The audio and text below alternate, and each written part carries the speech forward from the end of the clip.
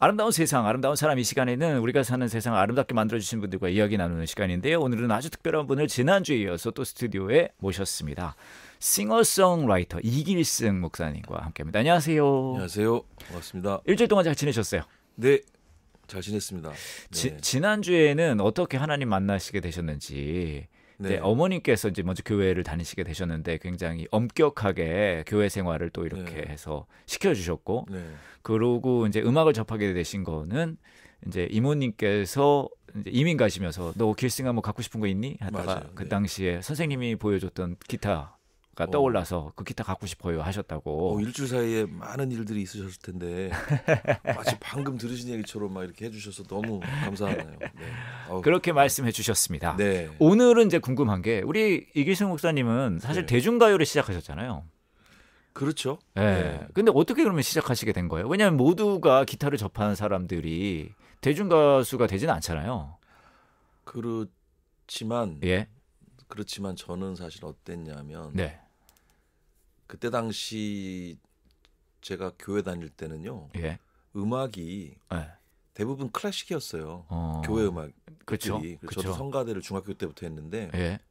뭐 재밌고 좋았는데 예. 대부분 다 클래식이었고 발성 자체가 이제 약간 벨칸토 스타일의 뭐 오 하는 그런 네. 느낌으로 교육을 받았고 예. 그러다가 제가 이제 뭐 그 대중음악들을 좀 접하고 들으면서 네. 이런 음악이 있네라는 생각을 했던 시기였는데 네.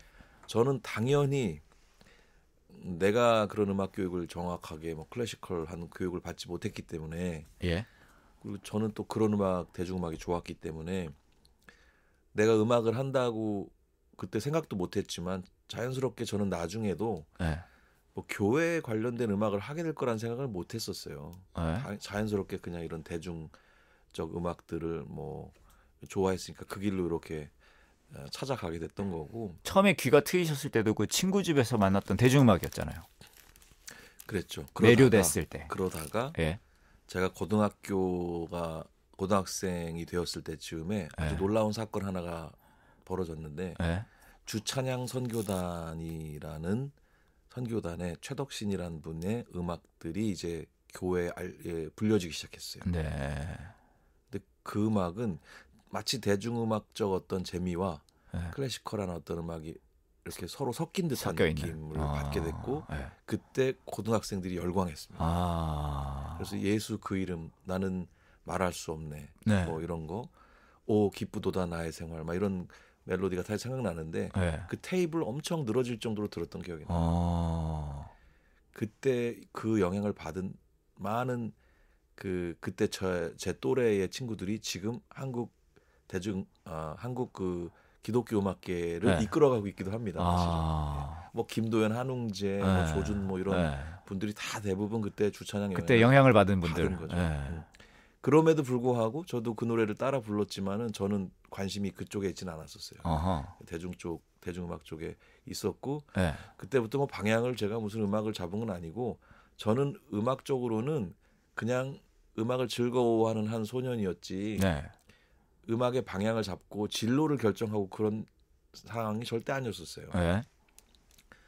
그렇게 음악을 즐거워하고 듣고 흉내내고 기타도 실력이 점점 늘어가고 네.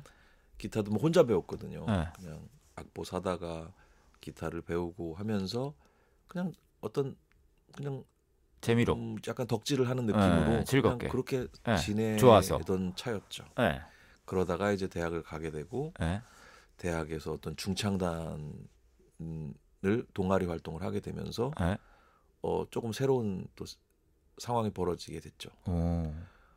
거기서 이제 거기는 자작곡을 발표하는 그런 동아리였는데 네. 갑자기 제가 곡을 써야 되는 상황이 벌어진 거예요. 그래서 커버만 하다가 그렇죠. 네. 그러면서 이제 곡을 써보게 됐고 네. 좌충우돌 하면서 내가 쓴 곡이 엉망진창이구나. 네.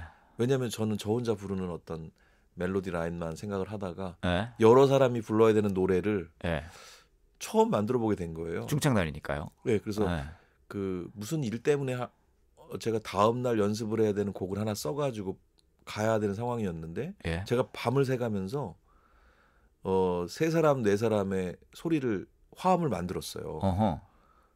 너무너무 아름다운 그런 멜로디들이 막 떠올라가지고 그거를 네 사람이 함께 부를 수 있게 만들면서 제가 막 희열에 막 너무너무 행복했던 기억이 나거든요. 그리고 아침에 새벽 버스를 타고 연습하는 장소에 갔죠.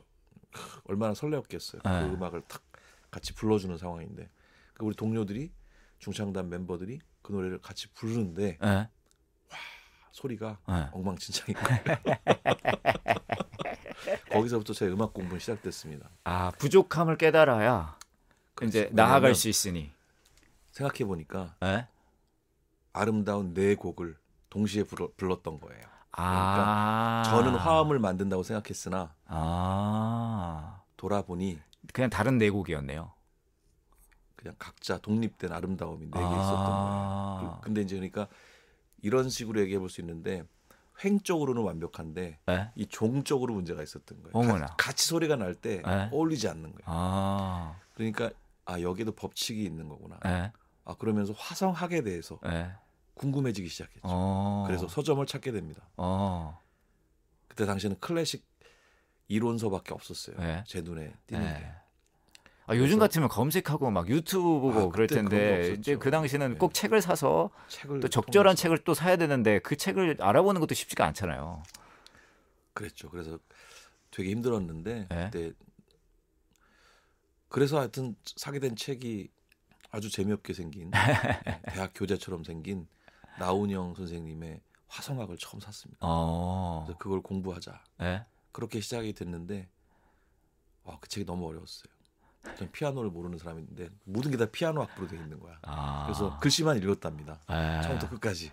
글씨만 읽었고 그 글씨를 다 읽고 났을 때 한번 해볼 수 있겠다. 야, 이런 생각이 들어서 사성부 편곡을 하기 시작하죠. 그게 누가 시켜서 한 거예요? 아니면 그냥 본인이 한 거예요? 한 거예요. 사성부 편곡을 해가지고 불려봤을 때 아름다움이 빚어 나오기 시작했어요. 그래서 이게 되는구나. 내성부, 외성부 막 이런 걸 이 감각을 제가 익히면서 이제 뭔가 재미있는 음악에 어떤 험난하고도 설레는 세계로 한 발짝 들어가게 된 건데 이거는 커리큘럼은 아니잖아요. 그렇죠. 제 호기심을 따라가는 그냥 본인 취미인 거지. 따라갔는데 순서상으로는 어떤지는 모르겠어요. 그러니까 저 스스로 홈스쿨링을 했다 이렇게 생각이 드는데 돌아보니 이 스케줄이야말로 어찌 보면 음악을 배우게 되는 가장 아름다운 스케줄이 아니었나. 하나님이 굉장히 좋은 음악 학교에 나를 보내놓으신 것 같다. 이 지구라는 학교에 그런 생각이 들더라고요. 왜냐하면 뭔가를 알고 싶어가지고 내가 접근했을 때 자기주도형 학습 완전 순도 100% 궁금증을 가지고 그러니까요.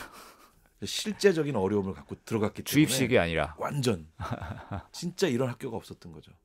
선생은 없었어요. 혼자서. 그러고 나서 데뷔는 언제 하셨어요? 갑자기 데뷔 나와야 돼? 여기서 데뷔까지 가는 게 너무 멀 것 같아서.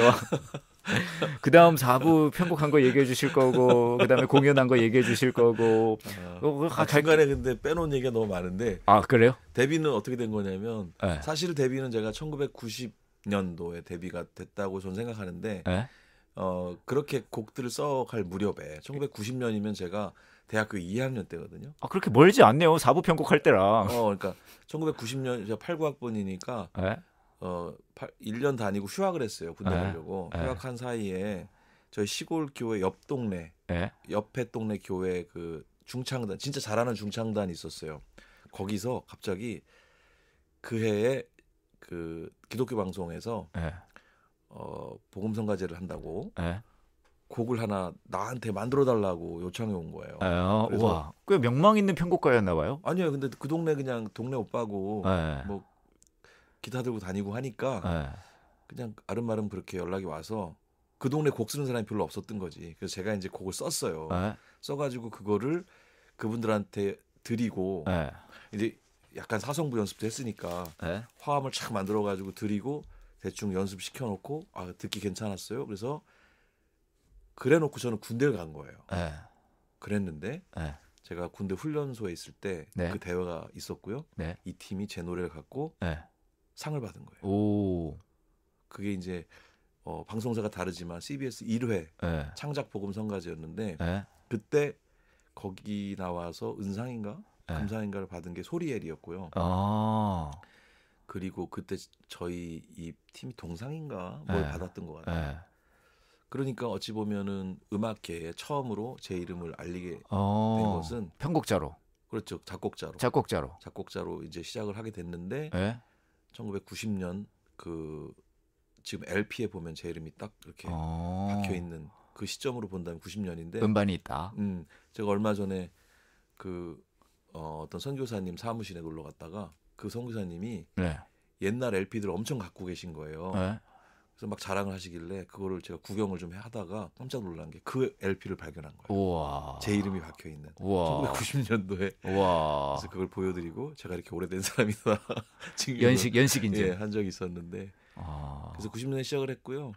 그리고 나서 노래를 부르게 된 거는 그 이후의 일이긴 한데 노래보다는 곡 쓰는 걸로 먼저 시작을 사실 했죠. 그 놀라운 장족의 발전이죠. 사실은 그 시골에 아무것도 모르던 애가. 그러니까요. 혼자서 기타 뚱가뚱가 하다가 이 마음에 이렇게 어떤 뭐 하고 싶은 표현하고 싶은 것들이 넘쳐가지고 스스로 뭔가를 하기 시작하고 그 음악 언어를 스스로 막 이렇게 표현해내고 하면서 뭐 대중과 드디어 이제 말을 하기 시작한 거 아니에요. 입이 터지기 시작한 거 아니에요. 그러면서 즐겁게 이렇게 음악을 하게 된 게 사실 지금도 제가 음악을 하는 에너지 바탕이라고 볼 수 있을 것 같아요. 그 어떤 즐거움이랄까. 알겠습니다. 더 이야기 듣고 싶은데 오늘 시간이 다 됐고요. 그래요. 네. 데뷔까지 어찌 갔는데 잘 기억해 주세요. 그 다음 이야기가 또 중요한 것 같아서 다음 주에 우리 길승 목사님 다시 오셔서 제가 요즘에 습관이 했던 얘기 또 하고 괜찮습니다.